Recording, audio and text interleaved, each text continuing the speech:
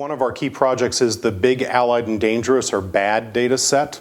And that data set is one of the first of its kind in the world, at least outside of the classified realm. It follows more than 5,000 terrorist entities. 2,800 are primary entities, and the balance are aliases of those same entities. And we study how terrorist organizations make decisions and what they choose to do by looking at the nature of the organizations instead of just at the acts of terrorism that they perpetrate. So we study things like funding patterns and ideology, the way that states try to counter terrorist organizations through counterterrorism activities.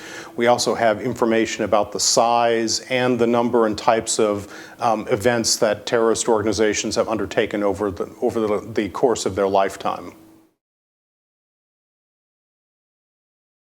The Big Allied and Dangerous data set is unique in that it combines both information about the nature of each of the organizations, but also how those organizations connect to one another. And one of the things that we've found through several iterations of this research is that connections matter a great deal to what organizations choose to do. And it's not simply whether or not they're allied with each other, but also when organizations have relationships of rivalry or even directly conflict with one another.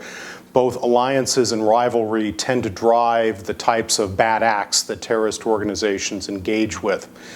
We look at this data set as crucial to understanding why terrorists choose to engage in the types of activities that they choose, whether that's a suicide bombing or acts of mass casualty terrorism like we saw in 9/11, or seeking weapons of mass destruction like a chemical weapon or a biological or radiological weapon.